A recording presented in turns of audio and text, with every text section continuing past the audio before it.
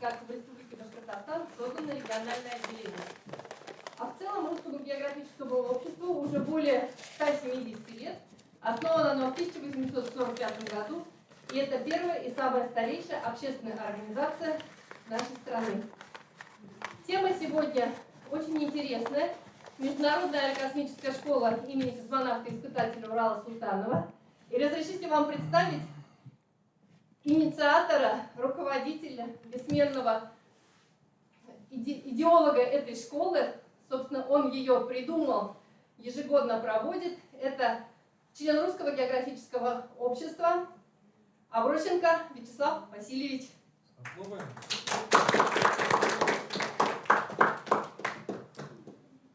Так, ну я немножко готовился, конечно, мне сказали, первый курс будет, но мы сейчас изменим все и будем пытаться читать лекцию непосредственно для 6 класса. Что бы я хотел отметить? Мы в школе, в нашей школе уже 13-й год идет.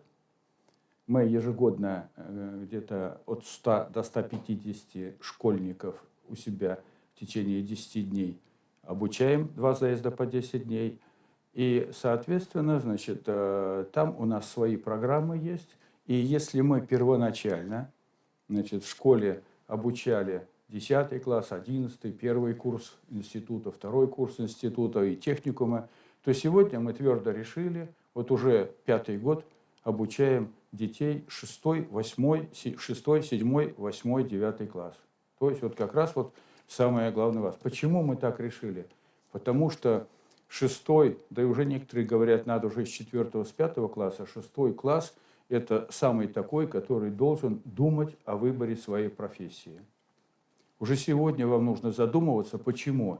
Определившись в своей профессии, вы значительно больше наберете опыта, знаний и подготовитесь уже к взрослой жизни, к какому-то институту, к получению высшего образования, значит, и дальнейшей своей судьбе.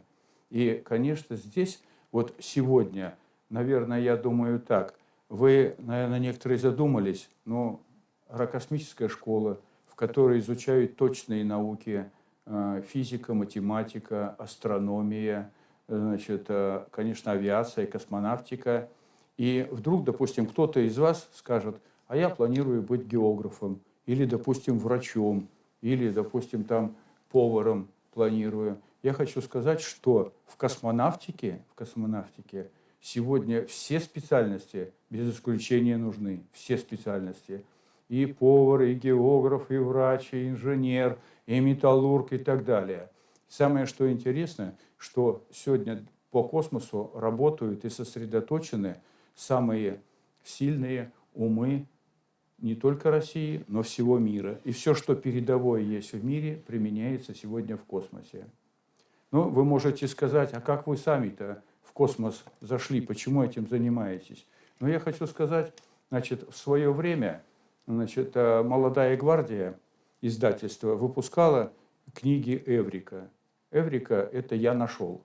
И вот в этой Эврике я однажды встретил книгу «Год в звездолете» в 1975 году. Я ее начал читать, меня так заинтересовало, что я ее за день прочитал, ну и ночь, соответственно, читал.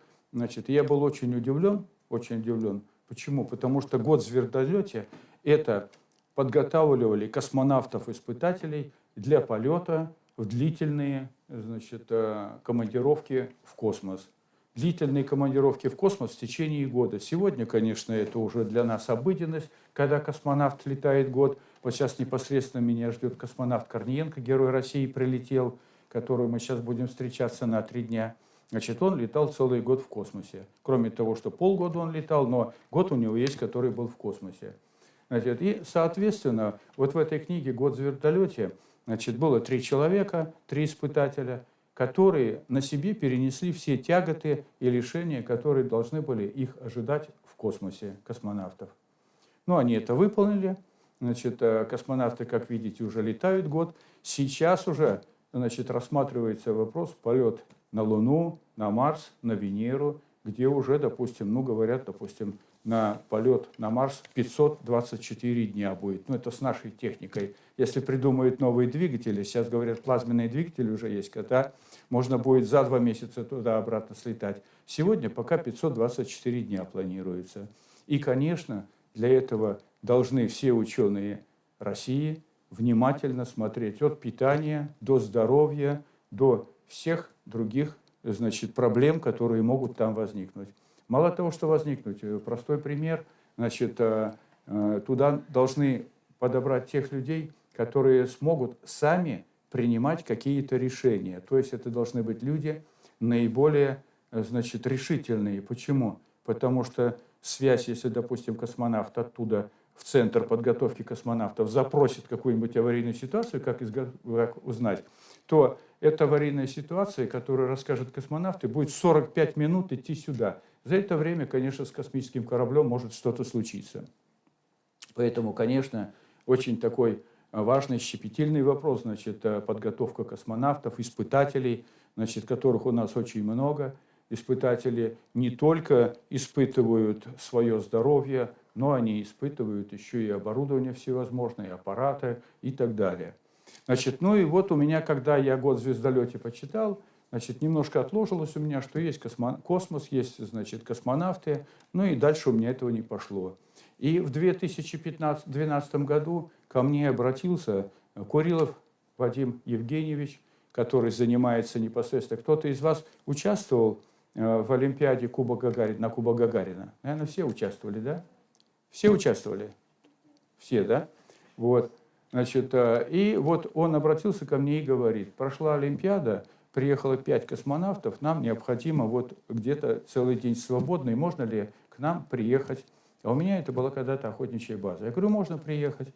Вот приехало 5 космонавтов, Коваленок дважды герой, Горбатко дважды герой, Иванченков дважды герой, герой России Скрипочка и наш земляк Султанов Урал Назипович. Они весь день были, весь день, значит, у нас отдыхали, рыбачили, плавали на лодках. И, значит, Горбатко, генерал-майор, говорит, вот, говорит, в России у нас очень много классов космических, школ космических, названия космонавтов, уголки есть, наименования космонавтов, но непосредственно школы космической нету. Ну, они уехали, прошло какое-то 2 месяца, я решил создать школу эту. Позвонил, значит, в авиационный институт, давайте, говорю, подготовим детей. И первых 10 дней мы провели 15 человек. 15, потом 30, 60, 90, 100 и дошли до 150 человек. 3 заезда. Мы обучаем бесплатно, 5-разовое питание. Соответственно, каждый день ребенок получает 500 грамм кумыса, 50 грамм меда, занимается спортом и от 6 до 8 часов занимается, слушает лекции.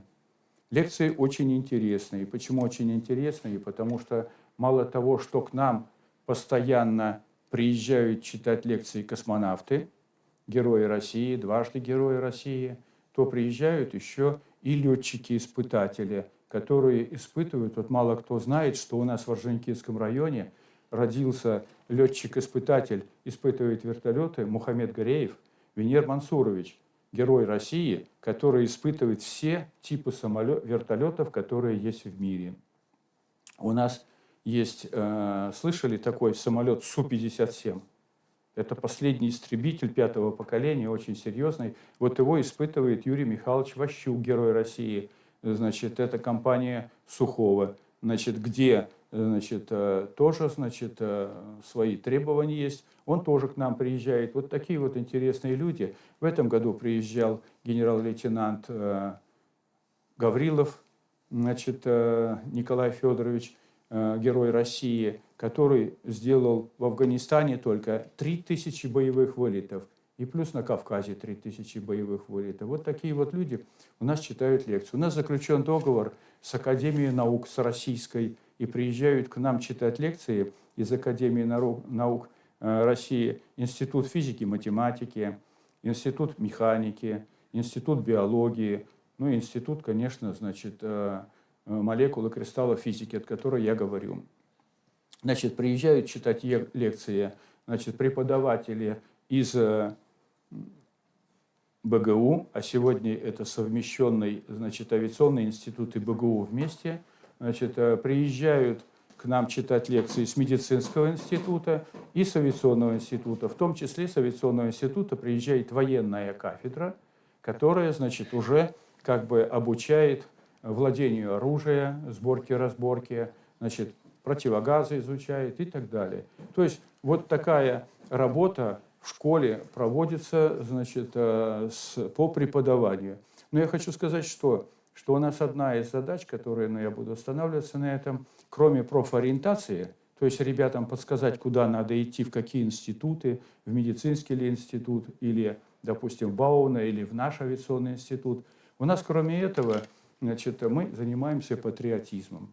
Для патриотизма человек должен быть очень высокой культуры, то есть должен быть образованный, культурный, значит, и, соответственно, значит, он должен любить свою родину. Для этого вот мы приглашаем к себе в школу поэтов, писателей, приглашаем, значит, депутатов, депутаты Госсобрания, депутаты Госдумы. Вот непосредственно Павел Юрьевич Качкаев к нам приезжает, который рассказывает о структуре власти, чем занимаются депутаты.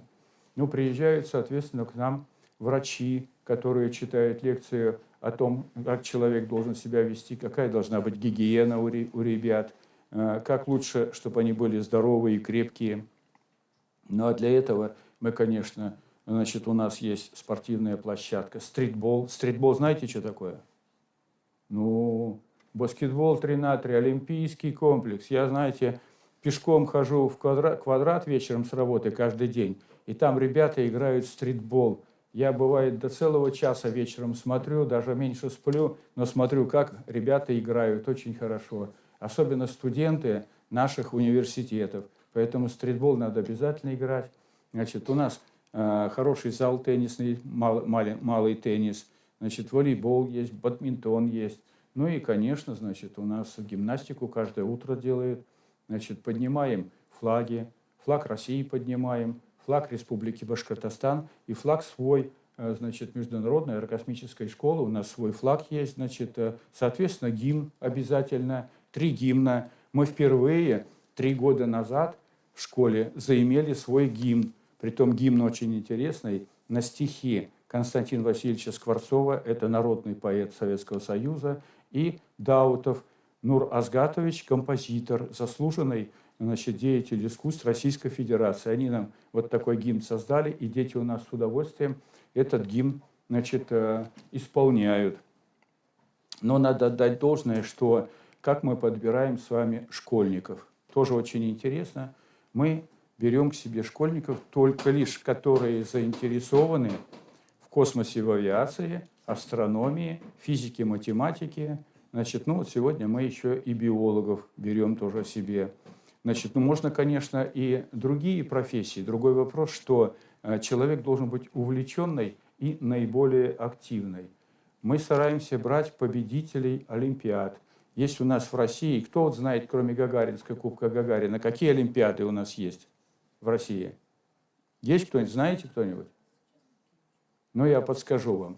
Значит, есть у нас в России олимпиады гагаринские, циолковские, курчатовские, значит, Вернадского олимпиады. Ну и, соответственно, значит, вот этих олимпиад победителей, я сам выезжаю на эти олимпиады, и мы этих ребят подбираем к себе. Кроме этого, мы приглашаем кадетов, значит, с наших кадетских российских корпусов, с Ростова-на-Дону, с Московской области, с Сызрани и непосредственно из Уфы, наш Затонский, и бывает берем с Ишимбая, там у нас МЧСовский, правда, кадетский корпус, оттуда. То есть вот таких вот ребят мы себе набираем, и эти ребята, конечно, потом поступают очень серьезные вузы, и в том числе всегда на отличие и учатся, и всегда впереди находятся всех наиболее активные. Почему наиболее активные? Потому что, ну, вот обратите внимание, что у нас в школе вы можете увидеть, ну, будем говорить так, живого космонавта, живого генерала, живого депутата Госдумы, допустим, академика, профессора живого и так далее. С ним пообщаться, сфотографироваться, своим друзьям фотографии эти послать, что вы вот встречались и слушали лекции вот такого-то и такого-то. Но есть вопрос какое содержание, значит, который нам часто задают. Все ли смогут стать Королевыми или Циолковскими? Мы об этом тоже думали. Ну и нам говорят космонавты, что даже если наша школа одного видного ученого, видного деятеля, значит, воспитает, то это будет уже очень большое преимущество нашей школы. Очень большое преимущество. А мы видим, что сегодня наши дети поступают куда, видим, как они двигаются. Уже есть по военной службе, уже есть майоры, капитаны есть за вот бытность нашей школы. Поэтому в этом отношении, конечно, хочу сказать, что значит, прогресс очень хороший. Отзывы у нас хорошие о школе. У нас в школе есть, значит, памятники, великолепные памятники Гагарину. Мы Гагарину памятник поставили, когда было 60 лет полета, значит, рядом посадили кедр. Вот скажите, почему мы кедр посадили? Тоже вот интересно, почему кедр посадили. Значит, кедр мы посадили, потому что у Гагарина позывной, когда он в космос полетел, был кедр. И мы кедр посадили. Предложение нам сделала Скрабова-Кошкина Галина Петровна, которая из Кигинского района Республики Башкортостан, полковник, вертолетчик. Она совершила подвиг на вертолете, пролетела из Москвы, от Москвы через всю Россию вдоль Ледовитого океана, добралась до пролива Дежнева, оттуда через Канаду прилетела в Америку на 500-летие Америки. Вот представляете, на вертолете, который на дальность на большую не летает, она вот такой вот подвиг совершила, она к нам приезжает, я недавно с ней разговаривал, вот на следующий год она тоже приедет, я немножко поэтому остановлюсь, попозже вам скажу. Но, конечно, хотелось сказать, что мы в этом году, в 23-м, впервые начали работать с гимназией МГУ. При МГУ, Московском государственном университете имени Ломоносова, есть академическая гимназия, где 97% поступают в МГУ.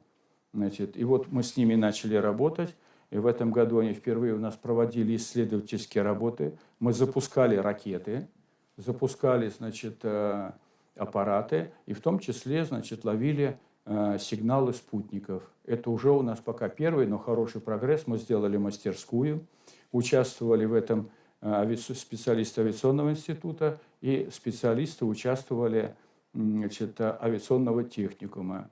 То есть работу вот такую мы проводим. Но, конечно, хочу сказать, что мы и о природе читаем лекции. Вот у нас Шагапова Руфина Аликовна, депутат Госсобрания, она возглавляет «Зеленую», партию «Зеленых». Значит, она очень хорошо у нас читает лекции по экологии, по национальным паркам, по заказникам, по определенным, значит, закрытым территориям. Значит, и это тоже нам нужно знать. Вы в перспективе должны любить свой край, знать, куда можно съездить, где красивые места, где скалы, где реки, где озера. Вы должны это все видеть, помнить и посещать. Тогда у вас ближе будет наша республика, ближе будет родной край. Значит, уже поэтому кто-нибудь из вас туризмом занимается или выезжал куда-нибудь на природу, на какую-то скалу поднимался, или на гору поднимался, или сплавлялся на резиновых лодках. Кто-нибудь делал это? Делали, да? Куда плавали? А? Много раз? А куда? Хоть одно назови. Инзер? Инзер. Ну, хорошо, хорошо. Я хочу сказать, что человек, любой, без исключения и маленький, и большой, он может хорошо работать и хорошо заниматься, если он хорошо отдохнул. Вот вы немножко сейчас мало отдохнули. Я смотрю, некоторые еще подремывают чуть-чуть. Значит, потому что время прошло совсем немного. Вы там лекцию слушали и сразу сюда зашли. Но ничего, напрягайте мозги нормально, значит. Если не напрягаешь мозги, они начинают сохнуть, они начинают уменьшаться. А если каждый день занимаешься и себе даешь нагрузку, вот у нас Урал Назипович Султанов, здесь вот есть такой летчик-испытатель, это наш земляк и космонавт-испытатель. Значит, он бывает читает 4 часа лекции у нас. 4 часа читает, и дети не уходят, забывают, что нужно уже идти обедать. Это говорит о том, что такие интересные лекции, которые с удовольствием слушают. А вы ведь находитесь в своей среде, вы ведь можете рассказать своим друзьям, своим родственникам, что вы видели, где что-то познали. Нет, не так-то все просто. Значит, у вас появляется возможность, если у нас в школу к нам попадете, вот это, что я говорю, вот это все вы можете сами увидеть, услышать и познать. Хочу сказать вам, что значит, в профориентации, если раньше, будем говорить, были курсы ДОСААФа, там курсы другие, где, допустим, обучались там на водителя или еще на радиста, или по связи, или еще что-то такое, сегодня этого мало. Поэтому вы должны каким-то образом уже сегодня подумывать, кем вы хотите стать. Сегодня уже подумать.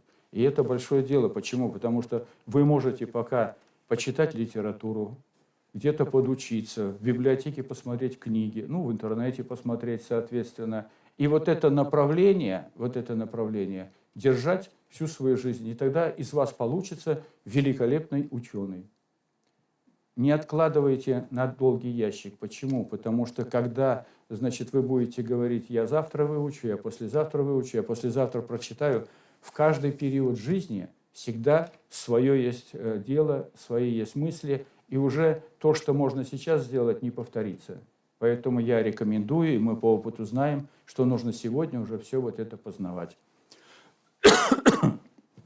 Хочу сказать, что у нас в нашей аэрокосмической школе уже побывало более 20 космонавтов и летчиков героев России. Более 20. Представляете, что это такое? В том числе вот у нас есть мемориальные доски, уже некоторых космонавтов нет.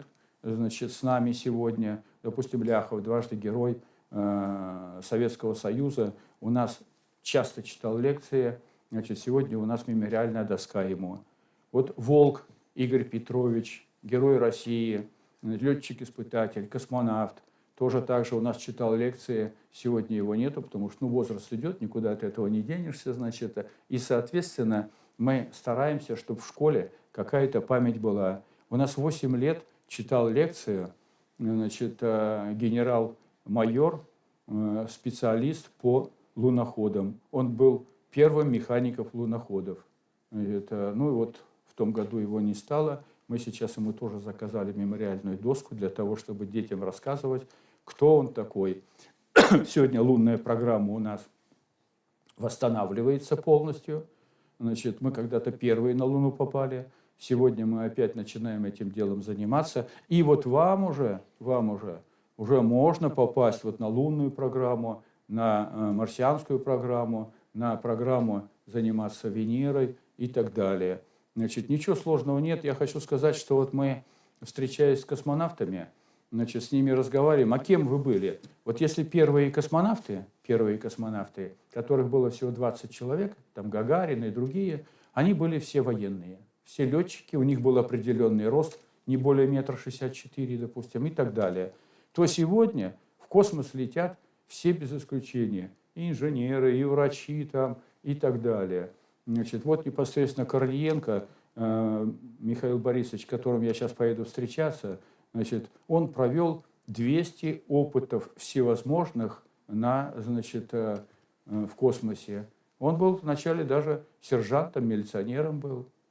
Потом работал РКК «Энергия». Он 21 год он себя готовил и учился для космонавтики. 21 год. Ревин космонавт Сергей Николаевич учился 17 лет на космонавтов. Значит, ну вот Кузь Сверчков у нас тоже был интереснейший космонавт. Недавно он только слетал. Он 9 лет учился на космонавта. То есть, видите, кроме того, что они заканчивают школу, высшее учебное заведение, где-то работают, они кроме этого еще продолжают учиться для того, чтобы стать космонавтом. Потому что программа космонавтики очень и очень серьезная и большая. Но хочу сказать, что к нам в школу приезжают еще интересные люди. Вот к нам приезжал правнук Циолковского, Самбуров Сергей Николаевич, который рассказывает о жизни и Циолковского, и сам ученый с большим именем. Значит, к нам приезжала племянница Циолковского, приезжала к нам племянница Гагарина приезжала, родственница Курчатова приезжала. То есть они рассказывают нашим детям, как, значит, вот эти вот видные ученые и деятели провели свое детство, как они достигли этого, как они совершили такие вот геройские подвиги. А это очень интересно, это увлекательно, занимательно, и каждый ребенок должен мечтать об этом. Каждый ребенок. Для этого вот вы одели форму, для этого вы и кадетами становитесь, для того, чтобы на вас уже будут равняться другие, и вы должны более быть крепче других, более сильнее и более умнее. У вас не должно быть раскрепощенности, у вас не должно быть каких-то, значит, разгильдяйства. Вы должны быть, значит, ну, будем говорить, такими, значит, наиболее активными детьми или школьниками. Ну и, конечно, хочу сказать, что вот 24-й год будет очень интересный. 90 лет со дня рождения Юрия Алексеевича Гагарина. Это будет очень большая дата. В городе Гагарин, где он родился, я там бывал. Значит, будет большой праздник, будут приглашать. Там 5 музеев. Это Смоленская область, город Гагарина. 5 музеев, которые можно с удовольствием посмотреть. Я хочу сказать, что сегодня у нас с космосом в России очень много связано интересных мест. И музеи есть, и памятники. Вот я недавно в этом году летом был в Саратове, в Саратовской области, где Юрий Алексеевич Гагарин приземлился, где приземлился спускаемый аппарат. Там мемориальные комплексы, там можно посмотреть то развитие, которое было в те годы. Значит, и уже сравнить с тем, что сегодня. Сегодня, конечно, более все совершенно, потому что жизнь меняется, мы идем к лучшему. Значит, надо сказать, что мы ежегодно, и вот я вот обращаюсь к старшим, значит, проводим в Национальном музее фотовыставку 12 апреля. Значит, каждый год, в том году вот у нас была фотовыставка, мы лучшие фотокартины, которые, значит, у нас в аэрокосмической школе, значит, мы их выставляем размером где-то 50 на 60. Картины очень интересные, своеобразные, где-то около 100-110. Поэтому, кто хочет, пожалуйста, 12 апреля можете прийти, посмотреть. Выставка будет в Национальном музее. Вы знаете, на улице Советской, здесь рядом. Национальный музей – это центральный наш главный музей. Там можно будет на это посмотреть. Ну, конечно, мы стараемся детей еще и возить. Вот мы в Москву возили в павильон «Космос», и музей перед ВДНХ есть, великолепнейший космический музей перед ВДНХ есть. Значит, мы возили в Звездный, и я сам бывал в Звездном. Это Звездный, это центр подготовки космонавтов. Это громадный город закрытый, в котором, значит, проходят испытания, обучение космонавтов, не только наших, и космонавтов и зарубежных, и других стран. Почему? Потому что на МКС же сегодня модули есть и других, там и японские модули, и канадские модули, и американские модули, белорусские, допустим, и так далее. И поэтому, конечно, космонавты между собой должны общаться. Почему? Потому что многие опыты делают совместно, а многие опыты, значит, каждая страна отдельно делает. Многие есть и в секрете даже. Поэтому в этом отношении, значит, если у кого есть время, прошу обязательно на выставку. Мы в Давлекановском районе, в Краеведческом музее сделали великолепный, значит, музей аэрокосмический. И космонавты, которые к нам приезжают, и летчики, академики, они нам дарят какие-то вещи интересные. Вот. Значит, мы эти вещи в музей сдаем, и там можно посмотреть. Вот как пример приведу. Значит, там есть флажок небольшой и конвертик, где Корниенко, прилетая на МКС, а там есть своя печать, поставил печать на МКС, что прилетел тогда-то, через год он, улетая оттуда, поставил тоже печать, что улетает. Вот. Или, допустим, у нас есть брошюрка, которая выпущена самим Циолковским за свои деньги в 1932 году. Значит, соответственно, значит, мы там копии есть, которые можно почитать. Мы туда фильмы даем, там можно фильмы посмотреть. Значит, то есть, если, значит, будет время и будет возможность, то мы, пожалуйста, приглашаем, значит, в музей аэрокосмический в Давлеканово. Значит, ну и, конечно, вот я хотел бы сказать так, что, значит, у нас дети, где-то 50% с России мы приглашаем. Постоянно у нас из Белоруссии 5 детей приезжает, из Якутии, из Чувашии, Челябинская область, закрытые города, Московская область, Сызрань, Южноуральск и так далее. То есть вот таких. Даже в этом году у нас был с Байкала, с острова Ольхон мальчик, очень интересный, своеобразный, сын священника и в то же время занимается вот такими космическими делами. И вот когда у нас вот собираются все, у нас получается у детей определенный свой разговор есть на тему, как лучше жить, чем заниматься, какую науку изучать, кто на какой стадии развития. Значит, сравнить свои знания со знаниями других. Потому что некоторые думают, вот я пуп земли, я уже все знаю сегодня, и мне больше ничего не надо. Но бывает такое, придет к нам в школу, оказывается, он ничего и не знает. Вот, потом приходит домой родителям, говорит, да, я вот, оказывается, жил зря, ничего я не знаю, мне еще много учиться, и учиться надо. Вот. И я вам приведу один интересный пример, как ребята учатся, ну, целеустремленные такие. У нас был один с закрытого города Созерска мальчик. Ну, стал опаздывать на физзарядку утром, на завтрак стал опаздывать. Немножко такой, будем говорить, квелый ходит. Ну, мы давай выяснять, что случилось. Ну, хотели его уже домой отправить. И вдруг выясняем, что он, оказывается, из дома привез биологию, энциклопедию такую большую, где-то 800 страниц. И каждый день до 3 ночи читает эту энциклопедию. Ну, мы, конечно, у него ее изъяли на этот период, он стал не опаздывать. Но самое, что интересно, он в МГУ поступил без экзамена. Он выиграл несколько олимпиад, первое место, и поступил без экзамена. А такой интереснейший человек, просто мальчик, ну, супер мальчик, своеобразный. У меня есть такая фотография, где, значит, борются у нас дети между собой. У нас есть, приезжают еще ведь кадеты, которые занимаются, значит, армейскими боевыми искусствами. Они показывают свои искусства. Вот. И вот как он там смеется, это говорит о том, что он отдает себя всему. Надо смеяться, он смеется от души. Надо заниматься, он занимается от души. То есть и вам нужно вот тоже, будем говорить, вот к этому подходить. Ну и, конечно, хочу вам сказать, что, значит, мы в этом году с Салаватом Талгатовичем, значит, Сагитовым, председателем Русского географического общества в Республике Башкортостан, приняли решение, значит, проводить в Калиновке, в нашей школе, значит, школу Русского географического общества.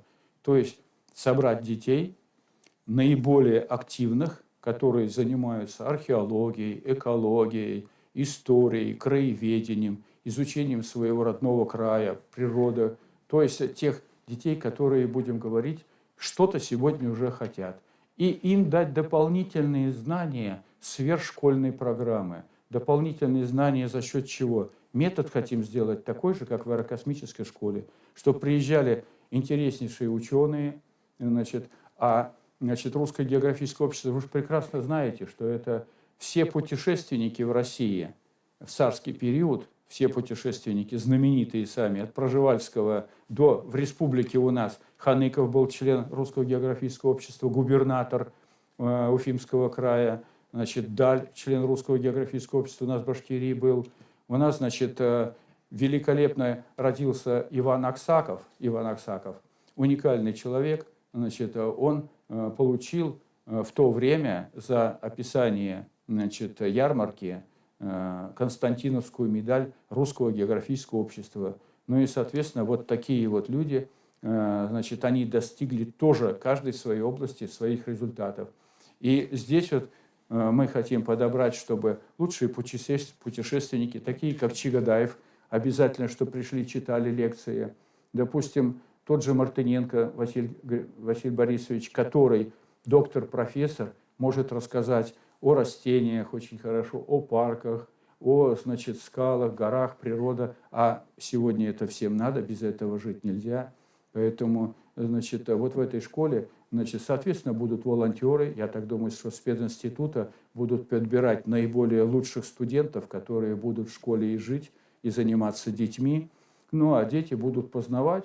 Также тоже кумыс будут употреблять, пятиразовое питание, мед обязательно 50 грамм, заниматься спортом и 6-8 часов изучать наш родной край, нашу Россию изучать. это будет очень здорово. А если полюбишь очень хорошо родной край Россию, то значит ты настоящий патриот. Даже определено время, когда она начнет работать. 15 июня 2024 года в 15:00 будет открытие. Будет открытие, и мы тоже пригласим на открытие интереснейших людей к нам. Значит, ну и, конечно, хочу сказать, что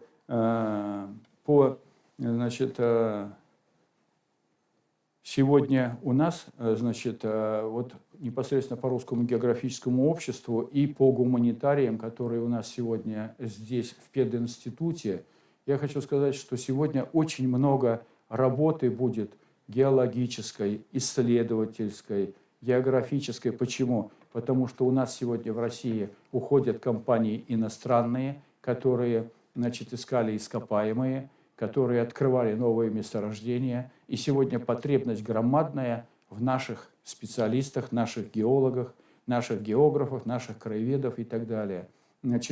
Мало того, что мы у себя в России должны очень много искать и наводить порядок, мы сейчас заключаем договора искать ископаемые во Вьетнаме, там, в Габоне, допустим, в Венесуэле и так далее. То есть и в других странах мы начинаем этим делом заниматься. И, конечно, специалисты пединститута будут очень сильно востребованы. Но для этого, я говорю, нужно быть активным, учиться очень хорошо, заниматься своим здоровьем, спортом заниматься. Ну, не спать на ходу, будем говорить вот так вот. Ну вот у меня, наверное, все. Если есть вопросы, я готов ответить. У нас еще 5 минут есть. Давайте, кто хочет вопрос задать? Любой вопрос, без исключения, мы попробуем ответить.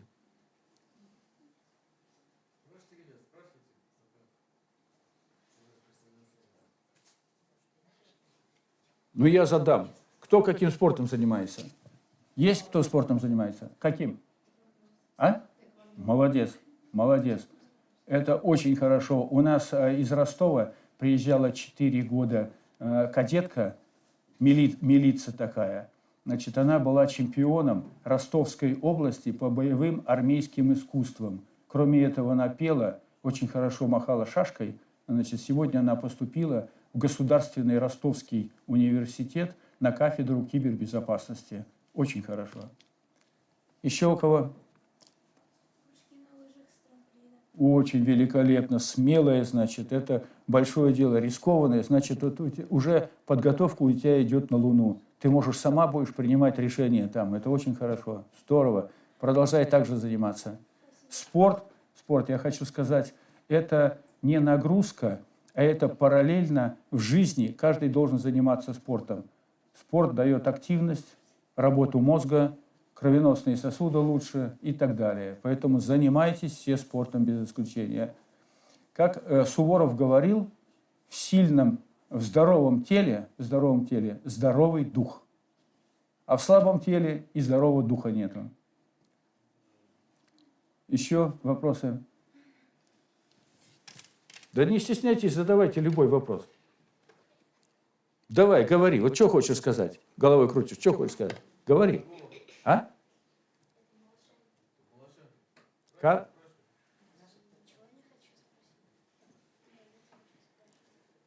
Ну, я вам дал... Хочешь сказать? Задать вопрос? Давай. А вот вы говорите, там, где пятиразовое питание, а где находится школа? Школа деревня Калиновка, Давлекановский район, 100 километров отсюда. 100 километров отсюда. Мы сейчас сайт разрабатываем. Будет сайт Международной аэрокосмической школы. Но про нашу школу очень много везде. Наберете сайт Калиновка, Давлекановский район, там выйдут 1000 фотографий о нашей аэрокосмической школе. 1000 фотографий. Школа наша единственная в России такая, очень интересная, своеобразная. Поэтому я считаю, что в школу надо попасть, и это будет очень здорово. Очень здорово. Давайте подумайте, как к нам попасть. Мы будем только рады вам. Ну, я думаю, наверное, то, что говорилось мной, для вас где-то хотя бы, если 10% отложилось у вас в голове, в сознании, я думаю, что уже здорово. Почему? Потому что в 10 минутах тоже можно много интересного почерпнуть. Тогда все на этом. По студентам есть какие-то вопросы? Я готов ответить и по РГО, и, значит, по школе готов задать, и по той школе, которая Русского географического общества будет непосредственно у нас в Калиновке, и по волонтерству, чем там будут заниматься волонтеры. Я тоже подскажу.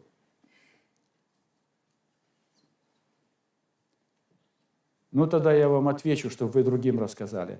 Значит, вот у нас будет, допустим, 40 человек. 40 человек мы, допустим, поделим команды по 7 детей. И это будут команды. Вот командиров мы хотим выбрать из волонтеров пединститута, которые 10 дней будут, значит, заниматься этими детьми, вот эту семью. Они за них будут отвечать полностью, 100%. Ну, как отвечать?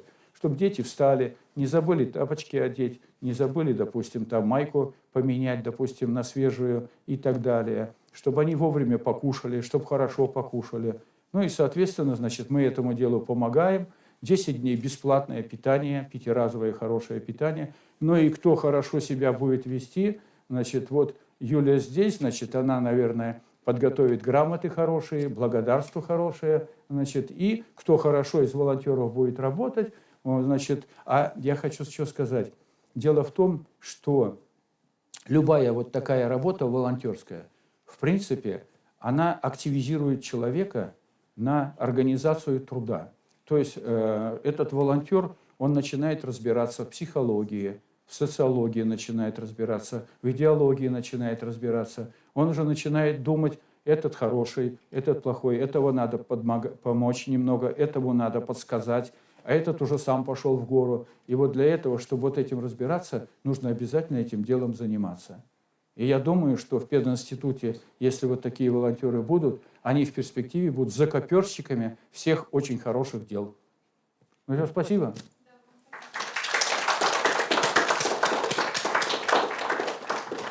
Все?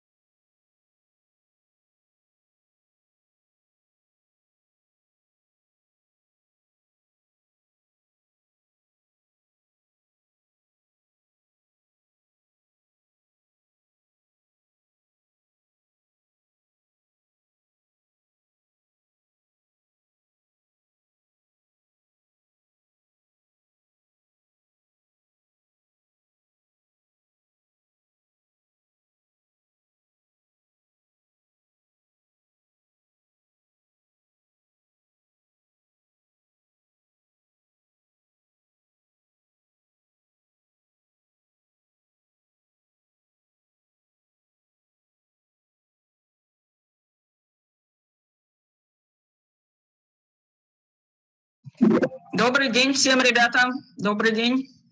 У нас географического факультета и учащиеся 19-й школы имени Северининова. И у нас в эфире, в прямом эфире, есть и зрители, которые смотрят нас удаленно. Отлично. Рада всех приветствовать. Привет с северо-востока Республики Башкортостан. Нас сегодня замело очень сильно. Наверное, Уфу тоже, да? В Уфе снег сегодня был. Вот, и у нас тоже сегодня навалило сантиметров 15, наверное, снега. Мы находимся на Южном Урале, в горах, поэтому зимы у нас здесь даже более снежные, чем в Предуралье, чем в Уфе. Вот, и сегодня я вам, ребят, хотела рассказать как раз о уникальных природных объектах геопарка ЮНЕСКО Янгантау. Вы, может быть, уже про нас слышали, про геопарк Янгантау, потому что мы являемся геопарком международного значения. Зачастую о нас рассказывают не только на федеральных каналах телевидения или радио, но и на всероссийских тоже. И вот сегодня я вам хотела чуть подробнее рассказать о том, что же такое геопарк и что, собственно, в нем можно увидеть, для чего вообще геопарки создаются, потому что понятие это для России новое, и еще не все знают, что же такое, собственно, геопарк. Итак, начинаем. Сейчас разберусь, как листать. Ну вот, собственно, что такое геопарк? Здесь на экране приведены достаточно сложные, да, формулировки. Говорится о том, что геопарк – это территория с геологическим наследием международного или регионального значения, на которой реализуется стратегия устойчивого развития, и при этом должны соблюдаться местные традиции, то есть сохраняться не только геологическое наследие, не только природное наследие, но и традиции местного населения. Когда мы говорим более простым языком о том, что такое геопарк, мы обычно говорим, что геопарк – это музей под открытым небом. Обычно, когда вы приходите в музей, это все-таки какое-то здание, да, под крышей, и вы там, ходя по залам, перемещаясь, изучаете что-то в зависимости от того, какой это музей. Есть музеи, допустим, зоологические, есть там краеведческие.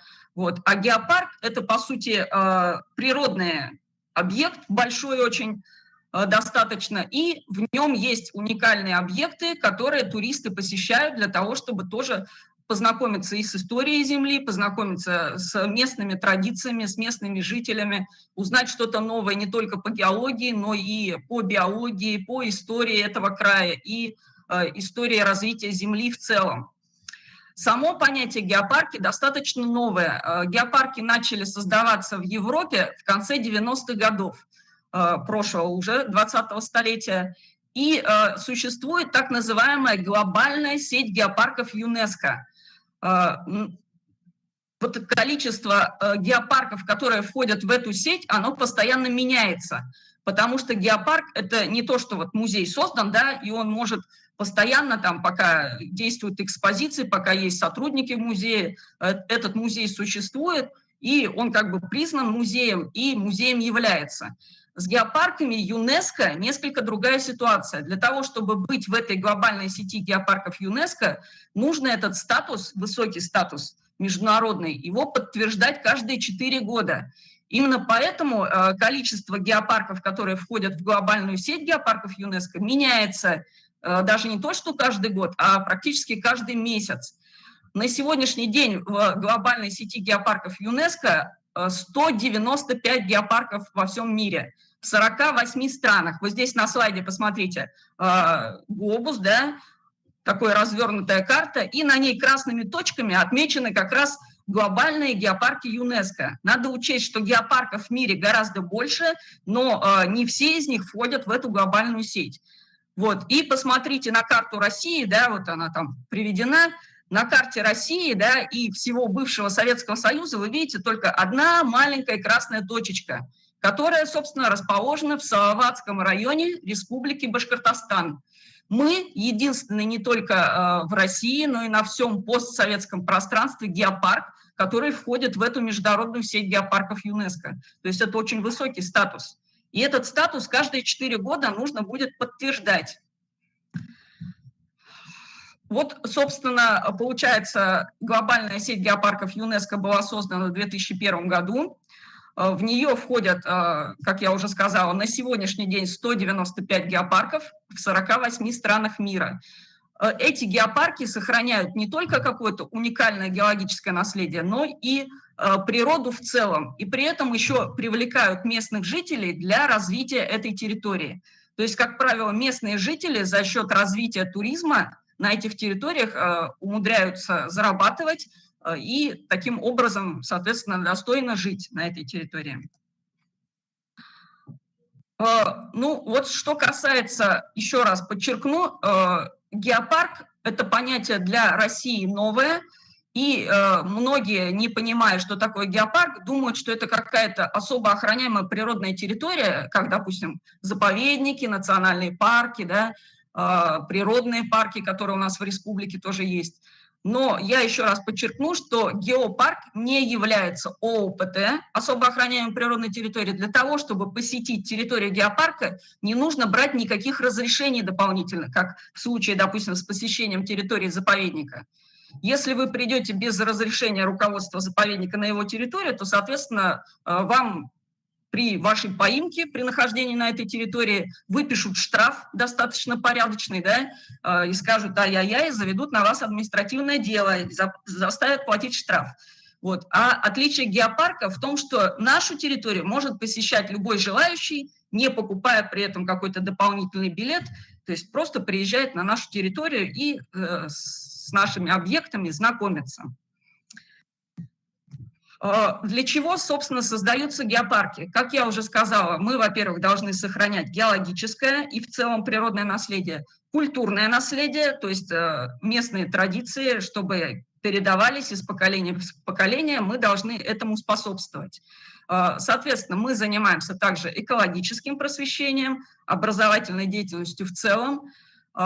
Геопарки нужны для того, чтобы экономическая ситуация в этом районе улучшалась, то есть осуществлялось экономическое развитие региона. И обязательно в деятельности геопарка должны принимать участие местные жители. Это вот прямо один из пунктов в концепции развития глобальных геопарков ЮНЕСКО, чтобы не просто руководство, допустим, и сотрудники геопарка работали на благо геопарка, но и были местные жители, активисты привлечены к работе в целом геопарка по каким-то, может быть, отдельным направлениям. Вот смотрите, где мы расположены. От нас, от Уфы, точнее, до нас ехать примерно 2,5 часа. Ходят у нас, получается, автобусы, Башавтотранс, ходят частные перевозчики, есть автобусы. То есть до нас можно достаточно легко добраться, если из Уфы поехать на северо-восток Республики Башкортостан по федеральной трассе, сначала М5, потом поворачиваете на трассу Уфа-Екатеринбург, и, собственно, вы въезжаете в Салаватский район, вот он здесь на средней карте выделен зелененьким цветом, и вот практически вся территория Салаватского района вошла в состав геопарка Янгантау, который был создан еще в октябре 2017 года. То есть нам исполнилось уже 6 лет. Он создан постановлением правительства Республики Башкортостан. Вот для того, чтобы войти в глобальную сеть геопарков ЮНЕСКО, мы должны были не просто создать геопарк на региональном уровне, но и еще его развивать, подать номинационное досье в ЮНЕСКО. Это такой достаточно массивный том, в котором расписано все о геологии этой территории, природном наследии, культурном наследии, о этапах развития, о наших планах по дальнейшему развитию этой территории. И вот такое досье мы, собственно, отправили в 2018 году в ЮНЕСКО. Потом к нам, соответственно, в 2018 году в середине лета приехали 2 эксперта ЮНЕСКО, один из Португалии, другой из Ирана, и знакомились уже воочию с нашей территорией, опрашивали местных жителей, смотрели наши, собственно, уникальные объекты, со всем этим вживую они знакомились. И на основе, собственно, их решения мы в 2020 году вошли в глобальную сеть геопарков ЮНЕСКО. Повторюсь, до сих пор мы в ней единственная, которая расположена на территории бывшего Советского Союза, ну и, собственно, России.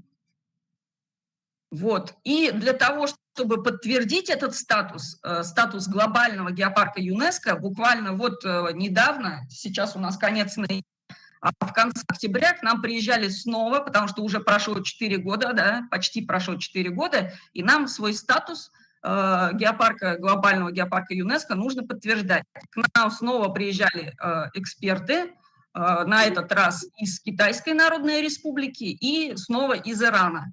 И они тоже знакомились с территорией, посещали наши объекты и смотрели, чего мы достигли, собственно, за прошедшие 4 года.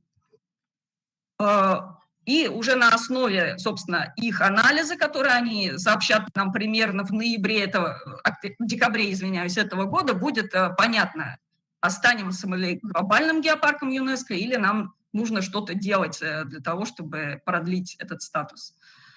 Вот еще раз, что касается транспортной доступности, вы видите, что мы достаточно удобно расположены в плане того, чтобы до нас доехать, да? Можно доехать на автобусе, можно до Карпачева доехать на электричке, и от Карпачева до границы нашего района Салаватского уже остается совсем чуть-чуть. Мы также расположены недалеко относительно от таких крупных городов, как Челябинск, Екатеринбург, Пермь. И при этом, так как мы расположены в так называемом экологически чистом районе, да, у нас здесь горы, тайга вокруг нас прямо, и лесостепь есть, и тайга. То есть это горно-лесная зона Башкирии. Соответственно, у нас здесь нет крупных предприятий каких-то, как, допустим, в Уфе, в Стерлитамаке, в Салавате, да, которые ухудшают экологическую обстановку, загрязняют воздух. Там.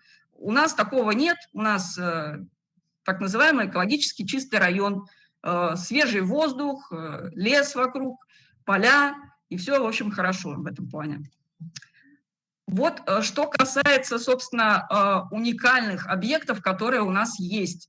В целом у нас на территории геопарка более 350 геологических объектов. Это включая пещеры, которых у нас уже больше 100 закартировано, исследовано на сегодняшний день. Это родники, это различные горы, реки, да, это болото. То есть все вообще природные объекты, и включая в том числе, естественно, геологические разрезы, карьеры различные, на которых тоже можно найти ископаемые остатки. Соответственно, вот у нас таких объектов уже на сегодняшний день, благодаря исследованиям, которые в последние годы проводятся, более 350.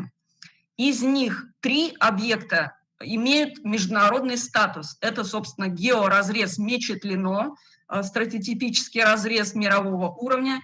На него приезжают ученые со многих, не только регионов России, но и из других стран даже, потому что для геологов он очень интересен. Там находится граница Кунгурского яруса Пермской системы, то есть можно посмотреть в разрезе, что происходило на Земле примерно 285 миллионов лет назад. И вот, чтобы это увидеть, его посещают, соответственно, и ученые-геологи, и просто туристы, которым интересна история развития жизни на Земле. Вот, также к объектам международного значения у нас относится гора Янгантау. Я вот, собственно, на ней сейчас живу последние 5 лет, уехав из Уфы. Эта гора уникальна тем, что в недрах этой горы происходит горение битуминозных сланцев, и при этом горении происходит окисление и выделяется тепло. Пары, которые не просто пары, вот как пар, да, там, когда горячую воду включил, и какой-то пар там пошел, да, это термальные пары, которые по своему составу очень полезны для человеческого организма. Именно поэтому еще в 1937 году на горе Янгантау был создан сначала стационар, а потом санаторий Янгантау. Вот вы его видите на средней фотографии этого слайда. Это паровая лечебница, санаторий Янгантау, который, собственно, расположен на одноименной горе Янгантау. Внизу протекает река Юрюзань. И вот этот санаторий, он на сегодняшний день является одним из лучших курортов, собственно, не только нашей страны, России, но и СНГ в целом. Потому что, чтобы полечиться этими термальными парами, к нам приезжают люди не только со всей России, но и со всего мира, в принципе. эти термальные пары очень полезны для лечения заболеваний опорно-двигательного аппарата, дыхательных путей. И также у нас есть рядом с горой минеральный источник Кургазак, вода которого полезна при желудочно-кишечных заболеваниях. То есть вот это все в комплексе, чистый воздух, пары термальные, которые, собственно, из вот этой горы выделяются, они действуют очень благотворно на людей. К нам, если люди приезжают, да, к нам приезжают даже не только спортсмены, но и космонавты на реабилитацию после полетов в космос. Они приезжают для того, чтобы вот свой стрессовый вот этот вот период как-то возместить и в нашей такой вот приятной местности, в санатории Ингантау, полечиться. Вот, это что касается, собственно, еще одного из наших международных объектов геологических. И третий объект, он не столь привлекателен внешне, как, допустим, георазрез Мечетлино или гора Ингантау с санаторием на ней, но он очень интересен для геологов, потому что это тоже, получается, для геологов важная точка в развитии, в изучении развития жизни на Земле. Он называется геологический разрез Большая Лука. Это, по сути, такой скальник в лесу, заросший лесом достаточно. Ну, то есть, в принципе, он не презентабельный, но для геологов он имеет очень большое значение. Он тоже у нас объект международного значения. Вот. А что касается еще других объектов, у нас есть, допустим, в районе несколько так называемых писанец. То есть это рисунки древних людей. Вот здесь как раз на слайде один из них приведен. Это Идрисовская писаница 2, так называемый рисунок с Идрисовской писаницы 2. Изображен, ну, и вот условно называют пляшущий человечек. Если вы вглядитесь, экран большой, да, и видно. Вот видно, получается, тело, ручки, ножки такие кривые видно.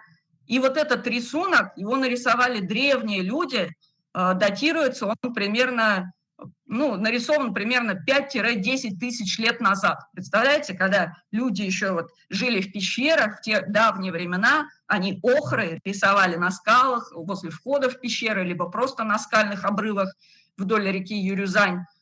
Они делали вот такие рисунки, и на этих рисунках изображены и животные разные, и люди изображены, и какие-то геологические объекты, допустим, вот такими вот линиями может быть обозначена река. Вот таких писаниц у нас тоже несколько в районе, и каждая писаница может хранить целый комплекс этих рисунков.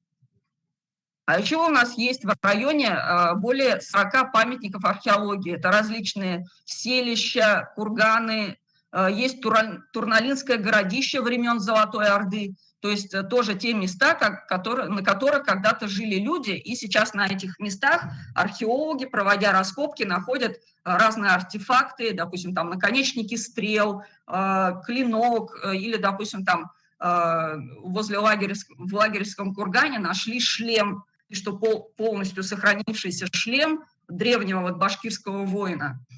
Часть этих находок хранится в Уфе, в Музее истории и этнографии, часть хранится у нас, в том числе в музее, в школьном музее села Лагерева.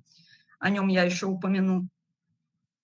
Вот. Также наша территория интересна тем, что у нас сохраняется культура северо-восточных башкир. То есть вы, наверное, в курсе, да, что башкир, их же несколько племен, как минимум, и, соответственно, вот племена, которые здесь на северо-востоке обитают, они могут отличаться, допустим, башкиры этих племен отличаются по разговору, по внешнему виду своему, по одежде, которую они используют, старинную свою, они могут отличаться от других регионов, ну, нынешних районов Республики Башкортостан. И вот эта уникальная культура, именно северо-восточных башкир, она у нас сохраняется.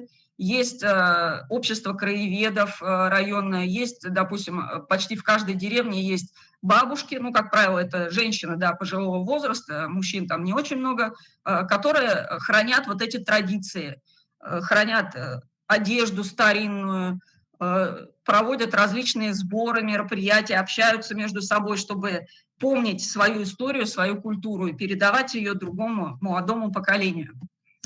Ну вот, а что касается природного наследия, то оно у нас тоже достаточно богатое. У нас есть виды, которые занесены и в Красную книгу Российской Федерации, и в Красную книгу Башкирии.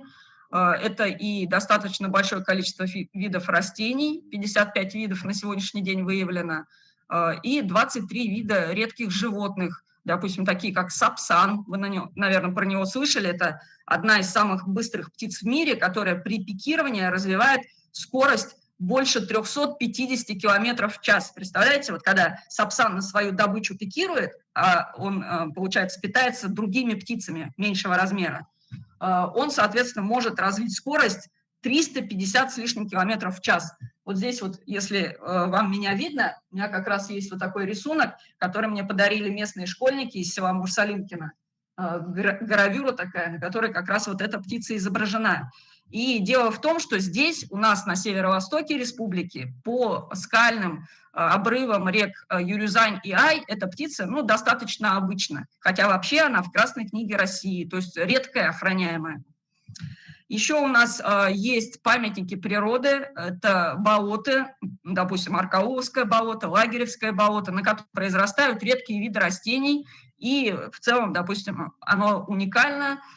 Есть, собственно, георазрез Мечетлино тоже у нас является памятником природы. То есть это объекты, которые охраняются в рамках местного регионального законодательства. Там нельзя, допустим, производить какие-то хозяйственные работы, нельзя добывать животных, рвать растения эти редкие. То есть на этих территориях они охраняются. Таких памятников природы у нас на территории геопарка 9. Вот. И переходя уже, наверное, к более интересной для вас теме, что же можно посмотреть у нас в геопарке, не только там из перечисленного мною сейчас, но и из других объектов. У нас есть недавно сделанное, где представлен Салаватский район, и на нем такие вот самые интересные с туристической точки зрения объекты, которые любой турист, приехав к нам, может посетить легко. Они общедоступны, то есть расположены, как правило, где-то возле населенных пунктов, либо возле дорог, то есть доехать или дойти там чуть-чуть пешком до них очень несложно. Вот как видите, да, достаточно много. Есть скальные обрывы, допустим, красивые, по 90 метров высотой скальники, Сабакай, Маншей, Карагай-Таш. Вот. Есть пещеры, их у нас больше 100 на сегодняшний день момент закартировано, и часть из них достаточно большие. Есть, допустим, Урмантауская ледяная пещера, ее общая протяженность составляет 621 метр. Представляете, под землей 600, то есть больше, чем полкилометра под землей можно ходить, и там еще лед, который сохраняется даже летом. Все это можно увидеть. Лаклинская пещера очень красивая, у нее высоченные такие потолки, и первым, кто ее описал, был Петр Симон Паллас. Он в свое время, в 1770 году, посетил как раз нынешний Салаватский район, и он один из первых, кто упомянул и о феномене горы Янгантау, о том, что там происходят вот эти вот выделения паров этих, и про Лаклинскую пещеру. И когда он говорил про Лаклинскую, писал точнее в своей книге «Путешествие по разным провинциям Оренбургской губернии», потому что тогда Башкирия еще входила в состав Оренбургской губернии. Вот в этой книге он упоминал в том числе вот наши места, и про Лаклинскую пещеру он писал так. Очень сложно понять, какова же высота там потолков.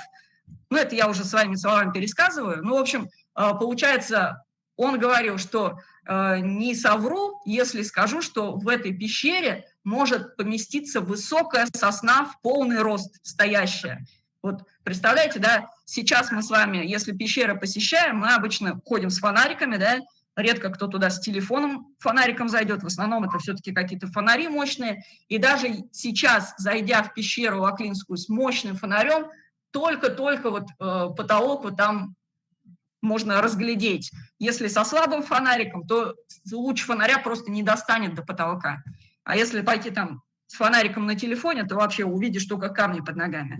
Потому что очень высокие у нее потолки, и она у нас расположена достаточно близко к дороге, то есть ее посещать очень легко. Приехал на машине, потом прошел там метров 300-400 в горку поднялся, и, пожалуйста, тебе пещера.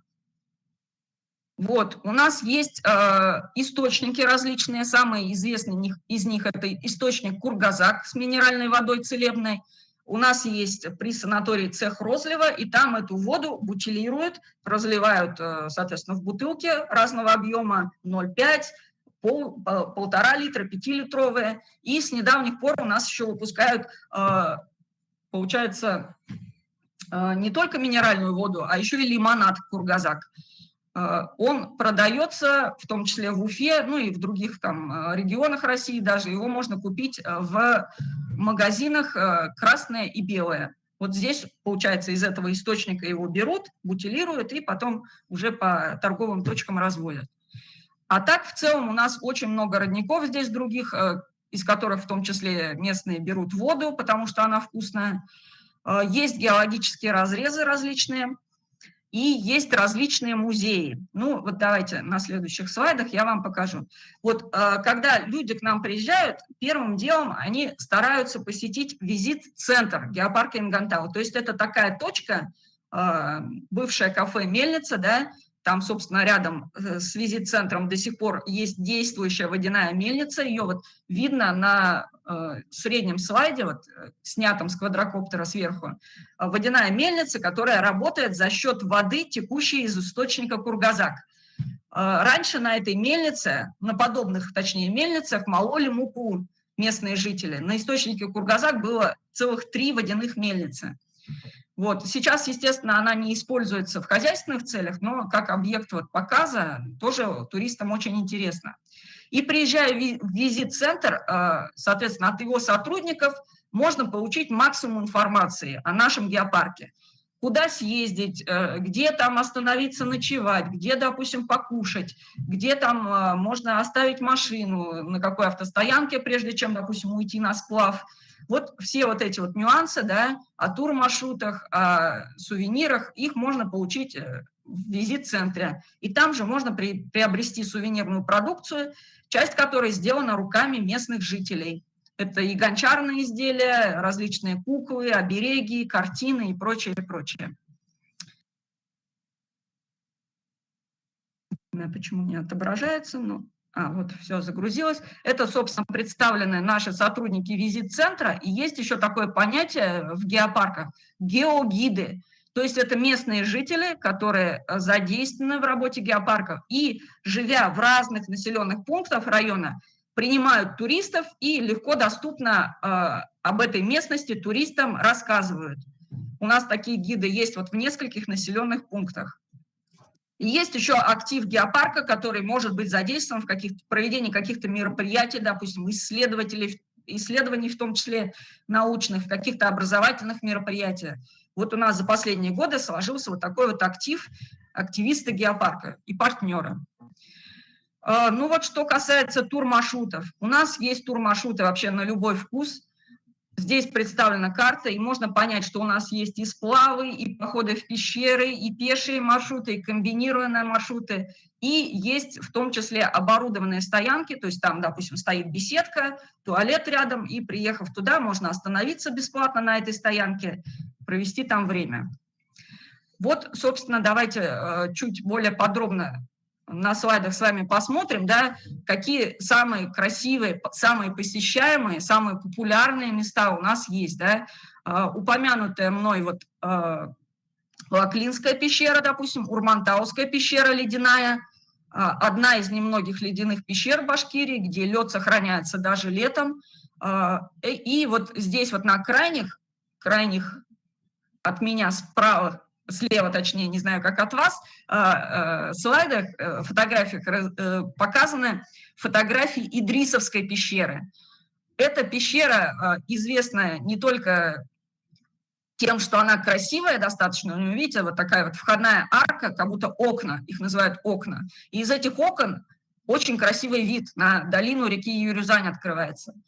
Вот. И помимо этого, она еще связана с именем Салавата Юлаева. Еще одно из ее названий, помимо того, что ее называют Идрисовская, потому что она недалеко от деревни Идрисово расположена, она еще также называется Дом земляка, пещера Салаватская ее еще называют, потому что по легенде в этой пещере когда-то скрывался наш национальный герой Салават Юлаев, да, убегая от преследования, да, от царских войск, он, по легенде, даже въехал вот в эту вот арку, проскакал там на коне по скальной полке, ну и вот таким образом, соответственно, смог от царских войск, которые за ним гнались, убежать.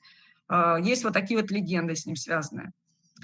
И, ну вот, собственно, это только 3 из таких вот самых популярных у нас пещер, да, Идрисовская, Лаклинская, Урмантауская.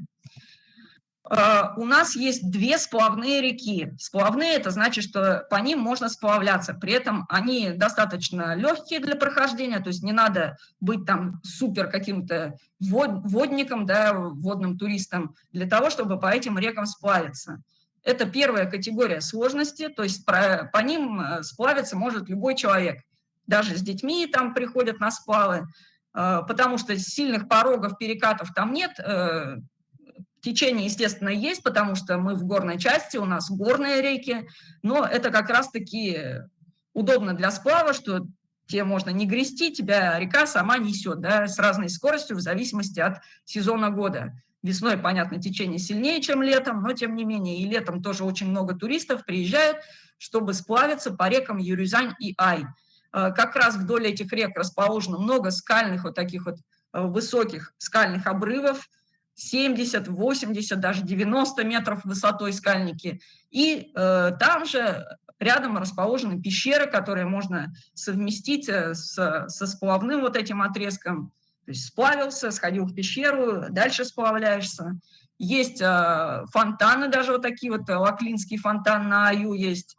То есть там геологи в свое время бурили скважину и добурились до водоносных слоев, начал бить фонтан высотой несколько метров, и вот он с 60-х годов прошлого века вот так и бьет. Туристы туда приезжают и зимой, и летом, чтобы вот на вот эту струю большую фонтана посмотреть. Есть автомобильные экскурсии с посещением музеев различных, Лаклинской пещеры, источника Кургазак. И помимо вот музея Салавата Юлаева, допустим, в селе Малаяз, да, понятно, что он связан как раз с Салаватом Юлаевым, есть еще разные краеведческие музеи, этнодома тоже есть. То есть местные жители просто сами собирают старые вещи для того, чтобы потом их другим местным жителям, либо туристам, приехавшим, показывать. Есть, раз мы геопарк и в том числе занимаемся геологическими исследованиями и геологическим образованием, у нас есть геологические маршруты, это посещение, собственно, георазреза Мечетлино. Потом вот, когда вы мне, пожалуйста, кто-нибудь, кто там сейчас у микрофона, скажите, меня видно, а то я не спросила, насколько меня видно? И видно ли меня вообще, или видно только презентацию?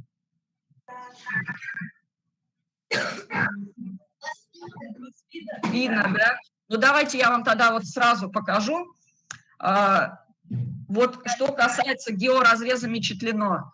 Там, еще раз повторю, это получается разрез вообще. Что такое разрез? Геологический разрез – это получается, когда склон какой-то горы вскрывают, и на вот этой вскрывшейся поверхности можно проследить так называемые геологические слои. Вот здесь вот видите на слайде есть такие таблички, вот за людьми, которые стоят, видно вдоль скалы вот этой таблички, это вот как раз геологические слои. И каждый этот слой, он характеризует разные этапы развития жизни на Земле. В целом, получается, на территории вот нынешнего Салаватского района, ну вообще всей Башкирии, здесь 280 примерно миллионов лет назад плескалось теплое море, теплый океан, он назывался Тетис.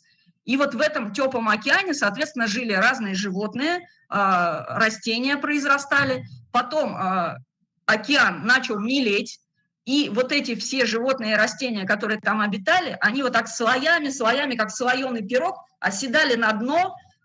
Потом все это окаменело со временем, через много миллионов лет, да, и когда мы сейчас приезжаем на этот разрез, или на Мечетлино, допустим, или подобные разрезы, мы вот на вскрытой геологами вот этой горной гряде можем увидеть эти слои и в этих слоях найти разных представителей животного и растительного мира, которые когда-то, много-много миллионов лет назад здесь обитали. Вот, допустим, смотрите, это вот колониальный коралл ругоза. Он не с Мечетлино, он с другого георазреза нашего, с северной части, разрез Бияс у нас на севере геопарка есть. И вот такие вот кораллы, допустим, да, видно, надеюсь, вам, да? Кто-нибудь мне ответьте, пожалуйста. Видно, не видно? Вот. Это вот колониальный коралл. Сейчас у нас кораллы где обитают? Только в теплых морях, да? Кораллы, рифы есть где-нибудь, вот знаменитый барьерный риф, да, возле Австралии. Вот. А раньше в Башкирии, на территории современного Башкортостана, да, тоже было море, и вот произрастали кораллы, да, жили, точнее, кораллы. Вот это вот колониальный коралл называется ругоза. Они, получается, были такие вот, похожие на трубочку мороженого, треугольную такую. Вот это вот часть его, то есть он крепился к субстрату, к дну морскому, и вот на нем произрастал. Вот такие вот можно найти у нас. Здесь произрастали, есть еще такие животные, морские лилии называются. Они до сих пор тоже есть, но они живут сейчас в морях, соответственно, у нас их в Башкирии, естественно, в реках и озерах нет. Вот кусочек, здесь вот видно, может быть, вам, это вот кусочек как раз морской лилии, кринеидеи их называют. И вот приезжая на все эти разрезы, можно найти вот таких вот. Вот это вот брахиопода называется. Это получается, ну, типа современных моллюсков. Это вот ее получается, как раковина современных моллюсков, да, окаменевшая. Тоже много-много миллионов лет назад жившая. И вот один из таких самых хороших экземпляров у нас – это наутилус. Вы, наверное, слышали, да, про наутилусы? Группа есть такая, наутилус помпилиус. Вот как раз вот эти вот наутилусы, если, допустим, вот такие вот, как брахиоподы, они уже вымерли, их уже нет в современном мире, то наутилусы, они до сих пор живут, но живут они в теплых морях. Вот. А у нас здесь их тоже можно найти. Это вот раковина наутилуса, внутренности ее, видите, вот это, ну, получается, вот порода горная идет, известняк. А тут вот кальцитами замещенная внутри раковины наутилуса, здесь вот у него получается, внутри было тело его мягкое такое, со щупальцами, и он в морской толще за счет таких вот движений, этих щупалец, перемещался. Вот такие вот у нас находки есть. Все это можно как раз найти на геологических разрезах, на карьерах. Вот, допустим, там, где люди производили какую-то хозяйственную деятельность, да, допустим, брали камень там для строительных работ, для того, чтобы там печку себе сделать или там, не знаю, выложить плитку, да, дорожку там к дому, чтобы не грязно было ходить. Вот на таких карьерах тоже зачастую мы находим ископаемые остатки. Вот это вот образец, он, получается, это вот естественная его поверхность, а вот это вот отшлифовано в Институте геологии Уфимской академии наук. Получается, мне коллеги вот так отшлифовали его, и вот на отшлифованной стороне очень хорошо видно, сейчас я поближе попытаюсь показать, видно здесь вот и кринеидеи тоже, морские лилии, и есть еще так называемые фораминиферы, такие вот простейшие организмы, они похожи на маленькие такие семечки. То есть вот эти вот животные тоже когда-то здесь у нас обитали. Все это можно, приехав к нам, найти легко, ну или достаточно легко, если знать, особенно где искать. Вот. И, соответственно, вот с этими геологическими маршрутами тоже можно посетить наш геопарк. И есть еще этнографические маршруты, связанные с историей. Музей Салавата Юлаева, соответственно, связан с Салаватом Юлаевым, там представлены экспозиции, о его жизни рассказано, о его борьбе там на благо башкирского народа. Есть место рождения, вот как раз вот деревня Тикеево, в которой, собственно, ее сейчас самой деревни нет, осталась только местность деревни Тикеево. И там у нас есть каменная юрта, есть, значит, памятники, посвященные башкирским деревням, которые были сожжены во время крестьянского восстания Пугачевского, к которому, собственно, Салават Юлаев присоединился. И вот на этом месте у нас сейчас началась стройка, там будет целый этнопарк, куда, приехав, можно будет как раз познакомиться поближе, собственно, с жизнью Салавата Юлаева в том числе. И еще у нас есть такие интересные места, допустим, деревня Яхина, в которой Прокудин-Горский Сергей Михайлович, вот он здесь на фотографии как раз сидит, это был царский фотограф, то есть который еще до революции, да, в начале 20 века, он делал первые в России цветные фотографии. И вот здесь как раз фотография, бабушка, видите, сидит на крылечке дома в деревне Яхья. Это самый юг геопарка, самый юг Салаватского района. Вот эта фотография сделана Прокудиным-Горским в 1910 году. Он первый, кто делал цветные фотографии в России. Пионер цветной фотографии в России. У него был отдельный поезд, который ему император дал, да, и, получается, он на этом поезде ездил по разным провинциям тогдашней Российской империи и делал снимки. И сейчас вот по этим снимкам мы можем сравнить, как раньше было, как сейчас есть. И, соответственно, вот в том числе вот по югу нынешнего Салаватского района он проезжал, потому что там как раз расположена железная дорога, Самара-Златоустовская отрезок идет, получается, с Карпачева на Усть-Катав уходит. И вот там деревня Яхья нынешняя, в которой, собственно, Прокудин-Горский больше 100 лет назад делал первые в России цветные фотографии. Вот. Ну и, собственно, вот эти писаницы, да, так называемые рисунки древних людей, которые сделаны примерно 5-10 тысяч лет назад, их тоже можно приехать, посмотреть воочию.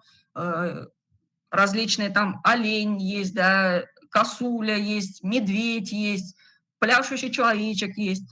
То есть вот эти рисунки, которым уже много тысяч лет, они до сих пор сохранились, их можно увидеть и подумать, порассуждать на тему того, что же там имели в виду древние люди, зачем же они вообще рисовали в свое время на скалах. То ли это там, условно говоря, дети баловались, да, рисуя, как мы сегодня на бумажках, да, а у них бумажек не было, они рисовали на скалах. То ли они друг другу какие-то послания оставляли. Что это было, мы сейчас, естественно, можем в основном только гадать, но увидеть мы все это можем воочию, приехав, вот, в частности, к нам в геопарк. Я, будучи биологом, провожу в том числе орнитологические экскурсии. У нас есть маршруты, которые как раз вот заточены под то, чтобы изучать птиц, орнитофауну. Можно поехать и посмотреть в том числе на редкие виды животных, на редкие виды птиц, такие как, допустим, кулик-сорока, да, вот он летит черно-белый такой, сапсаны те же самые, ну и другие. Вот. Можно пешком погулять по геопарку.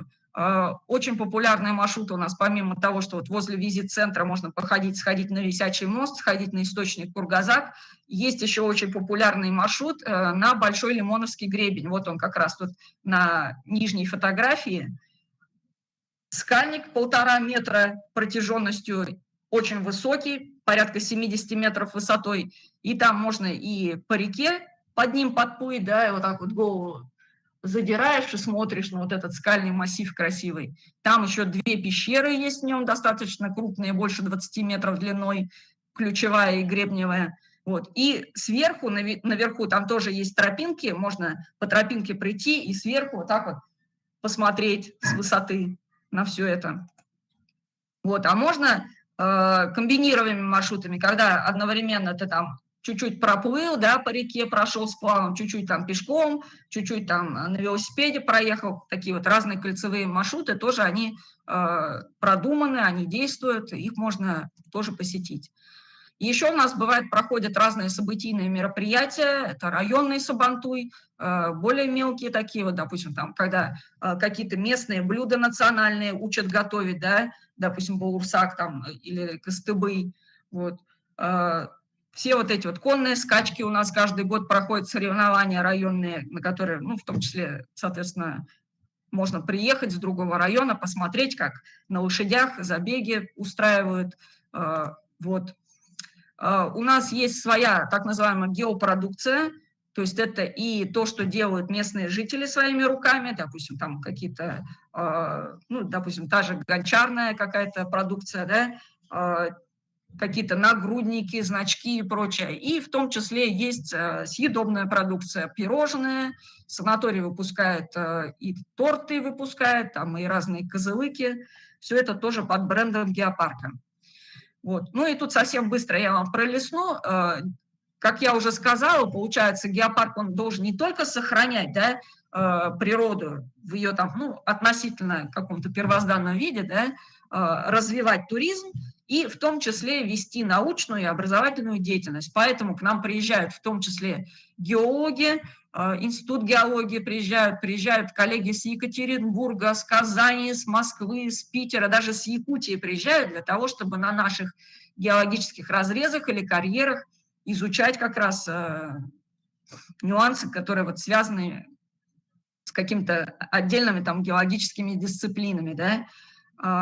Биологические исследования мы тоже проводим. Я, допустим, орнитолог по узкой специальности, ну, в том числе там изучаю и летучих мышей, и мы совершаем такие вот экспедиции, да, сплавы специально палеонтологические для того, чтобы искать останки древних людей, говорю, ну и людей тоже, но в первую очередь так называемой мамонтовой фауны. То есть вот это вот, смотрите, это зуб мамонта, вот такие зубы как раз у нас тоже и мамонтов, зубы мамонта, бивни мамонта, разные там прочие кости, запчасти тоже у нас находят, в основном на реке Ай. Вот. То есть это животные, которые жили уже во времена человека, да, примерно, ну, вымерли мамонты примерно 8-10 тысяч лет назад из-за изменений климата, плюс одна из причин то, что люди на них интенсивно охотились. Сейчас мамонты уже не обитают, но вот такие вот находки мы, соответственно, можем сделать. Вот. Проводятся у нас разные, ну, геологическое просвещение, лекции, экскурсии те же самые, буклеты различные выпускаем, ведем активную работу в СМИ, в соцсетях. И то же самое касается биологии, тоже различные конкурсы, лекции, полевые лагеря, когда к нам приезжают, в том числе из Уфы ребята, и проводят какие-то свои школьные научно-исследовательские работы, делают, потом защищают их на конференциях, конкурсах разного уровня. Вот. Ну, тут о наших достижениях, ладно, останавливаться не буду. Вот.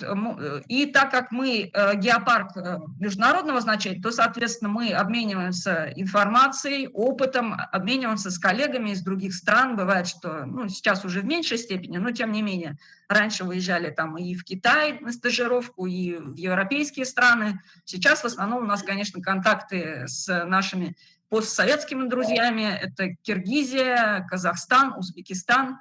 Мы проводим различные семинары как раз по развитию геопарков для того, чтобы люди на этих территориях могли создать нечто подобное тому, что сделали мы. Вот. Ну, собственно, еще раз о том, для чего нужен геопарк, что же, собственно, он хорошего несет для местного населения. Если, допустим, создается заповедник, да, то местное население все равно немножко бывает ущемлено в правах, да, сохраняется природа. И это главное, собственно, почему создают заповедники, для того, чтобы природу оставить в более-менее ее первозданном виде. А геопарки, они не запрещают хозяйственную деятельность. При этом есть развитие туризма, и как раз на волне этого развития туризма местные жители могут зарабатывать. Ну, я думаю, для вас не секрет, да, что если нет работы в своем городе или в своем районе, то людям приходится куда-то уезжать на вахту, там, на севера куда-то, да, вахтами работать на 2-3 месяца, там, уезжать от своей семьи, чтобы заработать деньги, да. Вот чтобы такого не было, в том числе нужны геопарки, чтобы на этой территории, где есть что показать, где есть что-то ценное, интересное, красивое, туристы могли приезжать, условно говоря, оставлять свои деньги для того, чтобы местные жители здесь зарабатывали, предлагая свою продукцию, предлагая какой-то трансфер, допустим, да, по перевозке, проводя экскурсии те же самые. Вот, соответственно, те же самые гостевые дома можно делать, чтобы туристам было где остановиться. Ну и прочее вот подобное, связанное с развитием туризма, оно помогает жить местным жителям. Хорошо. Ну, собственно, на этом я свою лекцию, наверное, завершу. Здесь наши контакты, у нас есть сайт, у нас есть группа ВКонтакте, у нас есть группа в Одноклассниках, можно заходить, знакомиться. Если есть какие-то вопросы, я готова на них ответить. Ребят, вопросы?